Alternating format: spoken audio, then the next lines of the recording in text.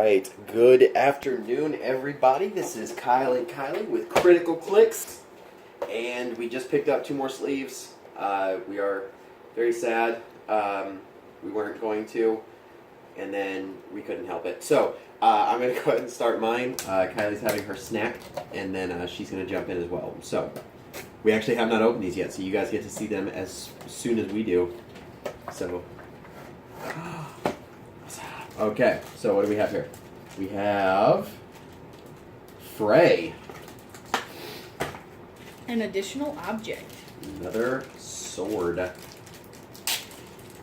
looking at possibly 2 repeats unless those are just different. Alright, so we did get a rare in this one.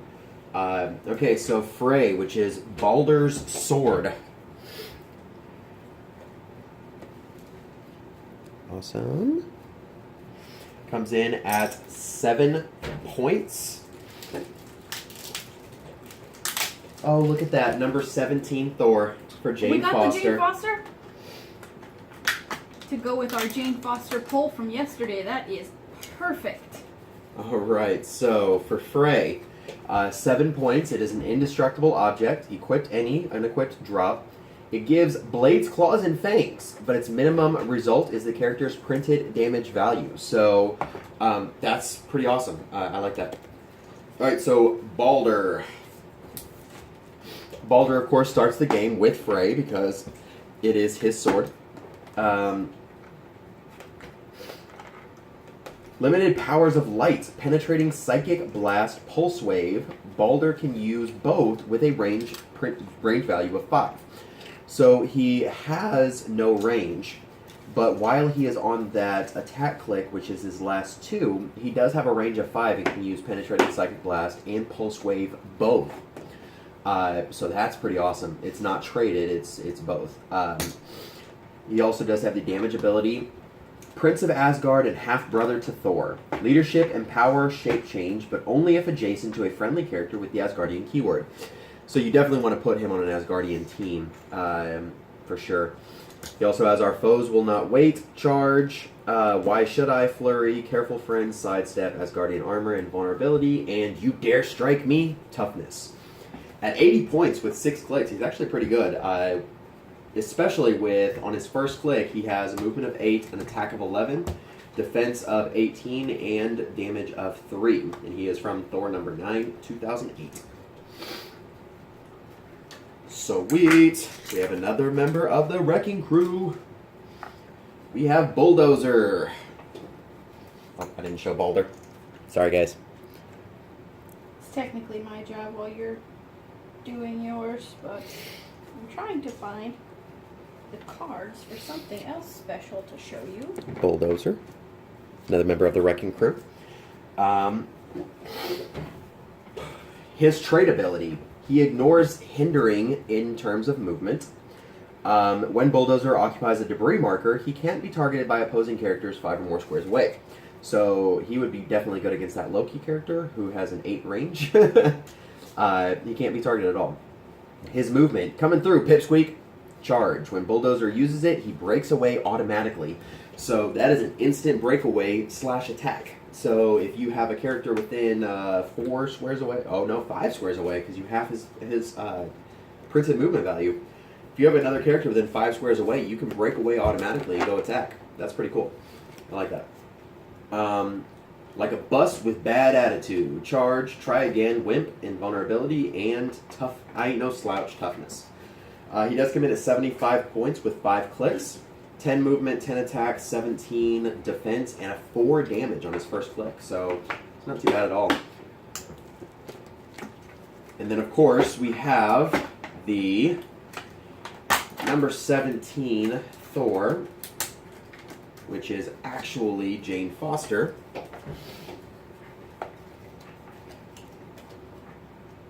That long, billowy blonde hair behind her, even though she's not blonde. She comes in at 100 points. Goddess of Thunder. She can use Force Blast. This is a traded ability. Once per turn, when Thor hits one or more opposing characters with an attack, after resolution, she may make a ranged attack targeting a single character that has not been attacked this turn. So if she is, attacking, let's say she's attacking Bulldozer here. She does have a range of 7. She's attacking Bulldozer, and Balder is over here. Balder hasn't been touched. She hits Bulldozer, she can make a second attack to hit Balder, as long as he hasn't been hit this turn. That's awesome. I like that. Whoever holds this hammer charge, if she be worthy, sidestep, shall possess the power of Quake, Thor, Pulse Wave. So that's pretty awesome. Her first 4 abilities all are 1 sentence. Nice. That's kind of cute. The Might of an Asgardian, impervious, not even a scratch, invulnerability, and I've still got this, toughness. She is 100 points, comes in at 6 clicks. Jane Foster here, someone that we unboxed yesterday. Do you bring in number 17 at their top click? No, remember you bring in the Jane Foster Thor, so you roll a d6, and whatever you get on that d6 is what you bring in Jane Foster Thor at. So that, like I said yesterday, is one of the rare times that you want to roll a 1. So if you roll a 1, yeah, because she has 6 clicks, if you roll a 1, then you're going to swap a level 30 character that just died with a level 100 character at click 1. And it's not even just health. that. It's a level 30 character that is strictly a support character and does no damage for a 6-click character that does. So yeah, this is you definitely want these 2 characters together. We got really lucky and we pulled Jane Foster yesterday, and then we pulled number 17 Thor today. And the thing about her being sidelined is that she's not going to count to your team total on your points. And so, I mean, you get 30 points and then you just get a boost of 100 points for free just simply because she's got that sideline ability. And so we did get 2 duplicates. We got Pile Driver, which that one's... I'm not going to say it's a disappointing duplicate, but this other one, the Rock Troll... The Rock Troll just this makes is one sense that I of don't mind a couple of having duplicates of, because we can create an entire army of Rock Trolls with Ulik leading them, and we're going to be good. You kind of imagine, again, it puts that image of chess in my mind with, some Rock Trolls just being out there in the front to take some hits. Real quick, though, we wanted to... so, correlating with the release of the Mighty Thor also came the Undead series, and I want to show you guys this because this is really awesome. The kiddo is really excited about these guys, and so we wanted to kind of show these as well. Okay, so firstly, we're not going to start with, the good ones. We're going to put them back here. They'll be a surprise. So firstly, he grabbed a werewolf yesterday. So the sculpts on these are really, really good. And here's our hope with, we were not around for HorrorClix. So we didn't play that ever. We never bought any of those. And when I actually found out that HorrorClix was a thing, I was super disappointed to find out that it didn't exist anymore. But I was also disappointed to find out that even when it did exist, it wasn't integrated with HeroClix. Because that's, zombies and apocalypse and vampires and all these things are so popular now that why wouldn't you want to pair them up against your favorite superheroes or your favorite villains? So I hope that this is the start of them continuing with HorrorClix, but keeping them HeroClix playable. Because I just think that would be awesome. My son, in particular, is a big horror fan, even though he is so little.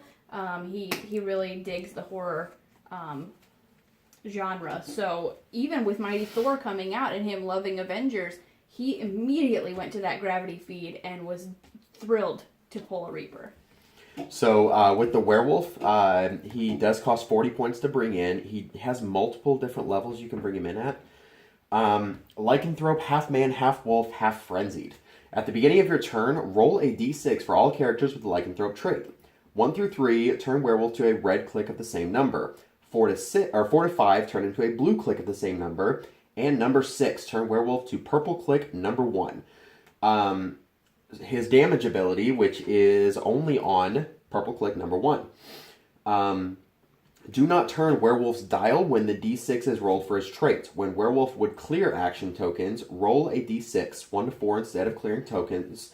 Turn him to red click 1, 5, or 6. Only remove 1 action token. Werewolf has protected outwit.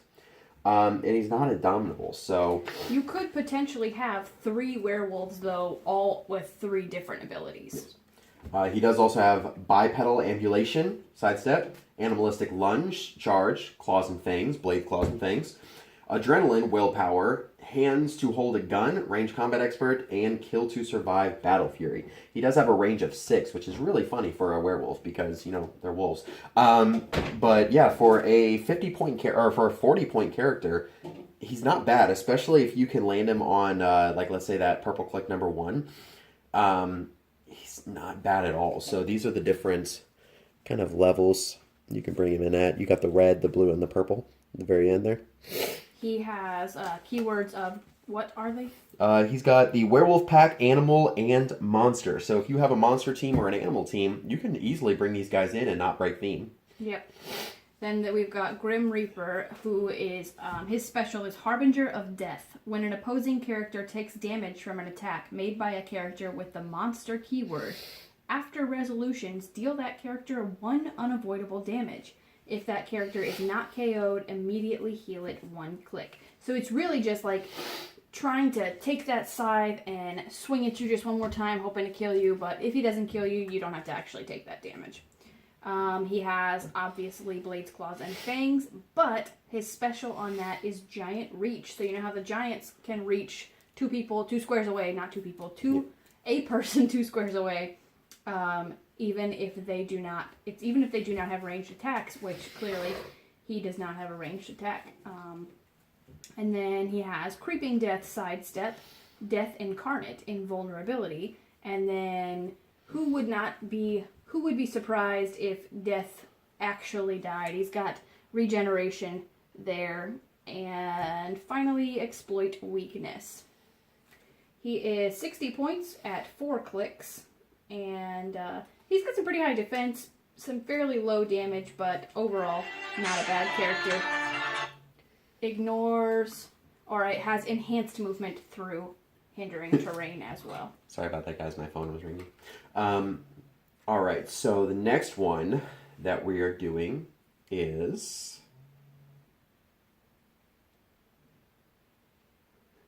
Anyway, sorry, we heard some stuff vibrating. Oh, it was my headset over there, hanging on the wall. While my phone was ringing, that was going off too. All right, so next one we have that he pulled today is Mr. Jacob Marley. Nice ghostly figure there. Try to show him off well here. He has a really weird team ability that I'm kind of curious to see what this is. It's like a snowflake. Ooh, I see that. That's awesome. Okay, so, and that makes sense because of Ghost of Christmas Past and all of that business. So, Jacob Marley, he is Ghost Realm or Monster. His special is Ghostly Form. Can only carry other characters with the Ghost Realm keyword, regardless of their speed symbols. Then on his movement ability, movement special, Ghastly Chill. Free. Choose an opposing character that Jacob Marley moved through this turn. Unique modifier. The chosen character modifies its attack -2 until your next turn. After resolutions, you and the opposing character's owner each roll 2d6. If your result is higher, deal that character 1 penetrating damage and heal Jacob Marley 1 click. Nice. So... Oh, that Jacob Marley moved through. Yep. So if he's in the way of Jacob Marley and Jacob Marley walks through him being a ghost, then he's going to end up dealing him most likely one click of penetrating damage if he rolls higher than the opposing character's owner. He has enhanced movement through blocking terrain and characters because he is a ghost. It's a ponderous chain, incapacitate. You don't believe in me? Super senses. More gravy than grave, exploit weakness. And his team ability is Snowfall, which makes him a wild card. Oh, it says it on there? Yep, because it's a special team ability. Oh, that's cool. And Jacob Marley, of the 4 characters we picked up, we actually managed to snag a rare. Mm-hmm. Now, leading into those 4 characters, I just want to double check this, make absolutely positive. I believe that we are correct. We sure are. So, the other one that we picked up, and this is awesome. The kid wasn't as excited as we were, so that's kind of funny. But we also have. He wants to get away. The Ghost of Abraham Lincoln, The Chase. Yep. We have had some serious luck this week. We actually pulled these 4. We pulled these 2 yesterday. We pulled these 2 this morning from the Gravity Pack, and then we went back in the afternoon because we just couldn't resist, grabbed 2 more, and the 2 more that we grabbed were even better than the first 2 that we grabbed. So I was pretty surprised. I was expecting repeats or just, in general, something that wasn't that exciting, and then to pull the Chase was awesome. His cart is absolutely loaded, and you're going to be seriously impressed with this character. Of course, as a ghost, he has enhanced movement through blocking terrain and characters. He is Ghost Realm Monster and gets Politician. So some of those other politicians that you've got, he could team up with them, which would be... I can't... Just think about how interesting these battles could be. I think King T'Challa, not actually Black Panther, but King T'Challa would be a politician. Yeah, we don't actually have King T'Challa yet, but we do have some politicians. So his special is Ghostly Form, which was the same as Jacob Marley's. And how cool is it that we happen to pull 2 ghosts on the same day that have that ability in the first place? We are going to be playing a game with the new Undead tomorrow and against our Asgardians. So he can only carry other characters with the Ghost Realm keyword regardless of their speed symbols. And just to point out, they're both flyers. I guess that just comes with being a ghost. His special on his flight ability is Free. Choose an opposing character that Ghost of Abraham Lincoln moved through this turn. Unique modifier, the chosen character modifies its attack -2 until your next turn. So he's even better than Jacob Marley because you don't have to... Jacob Marley has to roll to try to do damage to you. But the Abraham Lincoln... Well, I guess not better. Jacob Marley could do damage to you and make you modify your attack by -2. But Abraham Lincoln automatically modifies your attack by -2 by moving through you.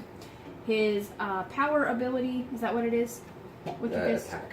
His attack ability is Gettysburg Address. Incapacitate. When Ghost of Abraham Lincoln uses it as a close, he targets all opposing characters within 4 squares and line of fire.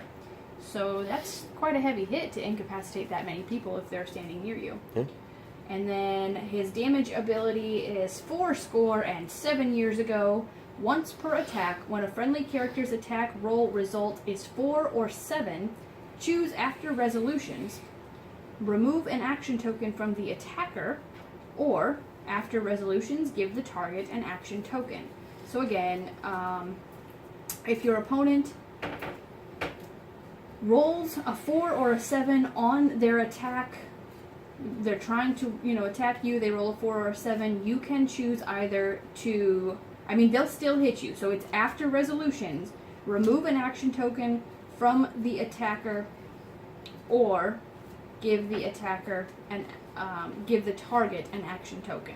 So is that only... Oh, this is a friendly character. Yeah. That doesn't make sense that you would do that. I've butchered that altogether.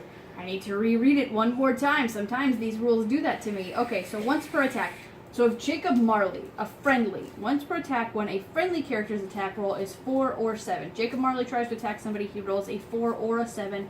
Then you can choose after resolutions to take that action token away from the attacker, or give the target an action token, which is really going to depend on how you think the next move is going to go. If you think that him attacking again would be beneficial, or if, let's say, he attacks the Rock Troll, and the Rock Troll, after he hits him, he only has 1 more click left to go, he has 1 token, you give him another token, he takes that push damage, and he dies. Yeah, which, I did sacrifice myself yesterday with my Red Hulk, thinking that, it was actually worthwhile. It did help us in the end as our ally ability to kill off the guy we were using. But yeah, every now and then you still want to sacrifice yourself with that last push and try to do some damage. But he has brought forth on this continent phase teleport.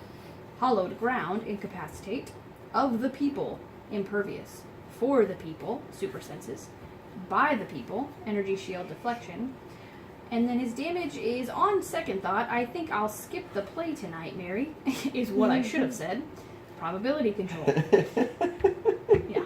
Bring you down, exploit weakness. That's a little that's a little risque, but Yeah, hey, we'll go with it. He has 2-point values, 125, which gives you a whopping 10 clicks on a 125-point character, or 55, which gives you 6 clicks. So he's pretty freaking amazing, and we are quite excited about him. All right, now time for what you guys came to see. You didn't cut mine. I thought I did. You cut one side of mine. Oh, no, I'm wrong. That's just extra glued. Am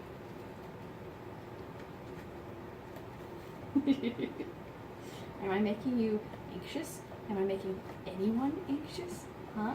Huh? Ooh, another Balder. And a new guy. What's this guy going on here? He's a common and common and common. Ooh, and... leader.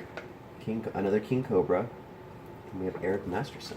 All right. Oh, and then do we get another one of those there knives? Another sword. All right. Stone Men of Saturn. That's who this first big old green rocky guy is. We got another Frey. I already showed you guys that. All right. So, Stone Men of Saturn. He only has one keyword, and that is Brute. His special ability is Stone is Strong Together. Modify attack and defense +1 for each adjacent friendly character named Stone Men of Saturn.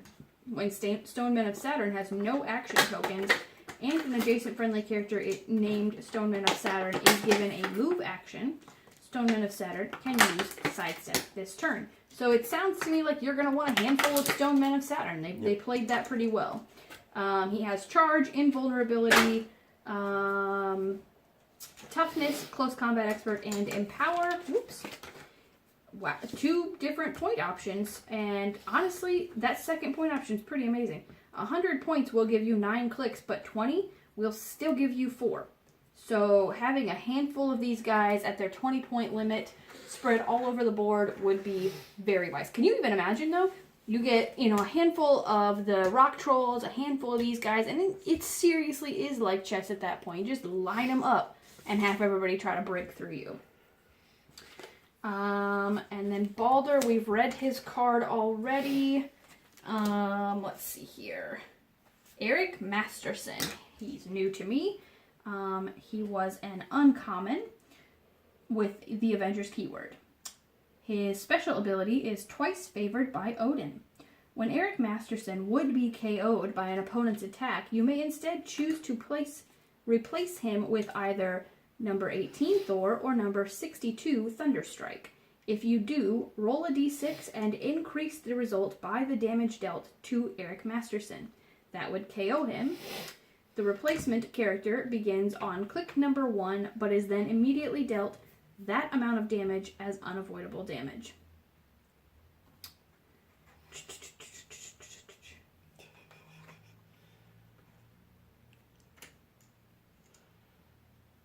Oh, I see.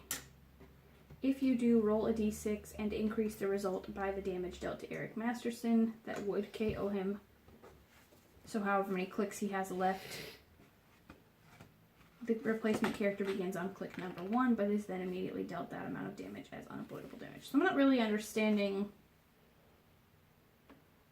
You roll a d6 and then you add whatever you got on the d6, you add to that the amount of damage it would have taken to knock out Eric Masterson. That will allow you to bring in the new guy, but then you do that damage. But the replacement character begins on number 1, but if you rolled, so say you rolled a 3 and it was going to take 2 clicks to knock out Eric Masterson, and your opponent had that, so you have 5. So does that mean your character that you just brought in is knocked out a total of 5 clicks?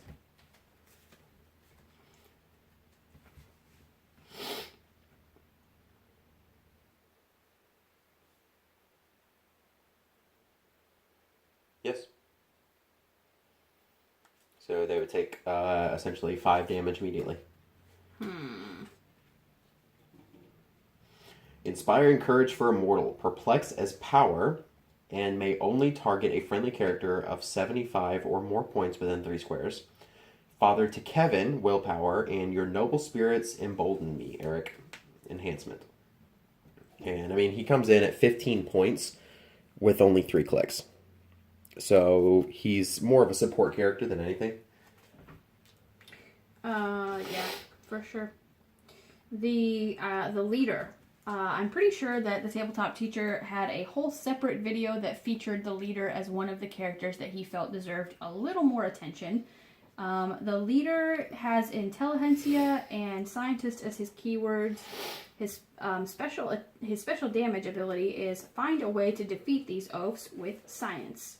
Outwit. He may use it a second time this turn if the first use targeted a higher point value character and he chose the target's current defense power. So with that said, he has chosen to outwit somebody over 60 points, and he chose to target their invulnerability, their impervious, their combat reflexes, which means that he at that point can use outwit a second time, but it has to be done in that order. Yes. He has approach the beast with caution, sidestep, bend their minds to my will, mind control. You dare strike at the leader, super senses.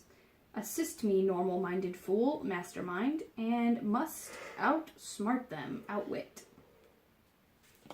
He comes in at 60 points for 5 clicks with a range of 5 and appeared in Incredible Hulk number 123 in 1970. And then we have our King Cobra that we also pulled yesterday with the Super Serpent Society, Thunderbolts, Animal, and Ruler keywords. Sneak attack, phase teleport. When King Cobra uses it and moves 3 squares or less, after resolutions he may make a close attack. Strike at their hearts. Leadership. If King Cobra uses it and succeeds, he may instead remove the action token from a friendly character with the Serpent Society keyword, regardless of adjacency. Increase his leadership result by +1 for each other friendly character that's adjacent to an opposing character. Did we pull anybody else that had a Serpent Society besides just a second Cobra? Not yet. And then plasticity, super senses, and combat reflexes. 55 points and 5 clicks with a 5 range. Featured in Journey into Mystery number 98 from 1963.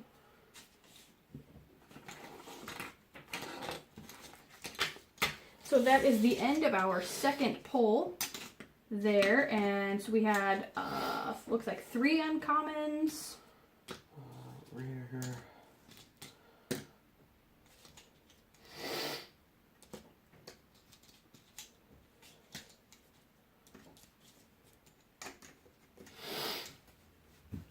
Is any of those silver? Any of the other ones? I don't believe so. That white and the silver throws me, but... Yeah. I'm not sure. Is he? Yeah, that one is silver. It's so the Balder is silver. So we got 2 rares. Or 3 rares total. 3 rares that we pulled today. 1 of the Undead series, 1 of the Chases, and 5 uncommons. I have 5 commons, 3 uncommons. Pretty good. So this is probably going to change how I decide to do my Asgardian team tonight, especially with that Jane Foster Thor. Yep. All right, so we will be back a little bit later on this evening for a live viewing. Not sure if this video is going to be up before that live viewing, but yeah, at least the live viewing will still be available for everyone else to watch. So everyone have a great day, and we'll see you later on this evening.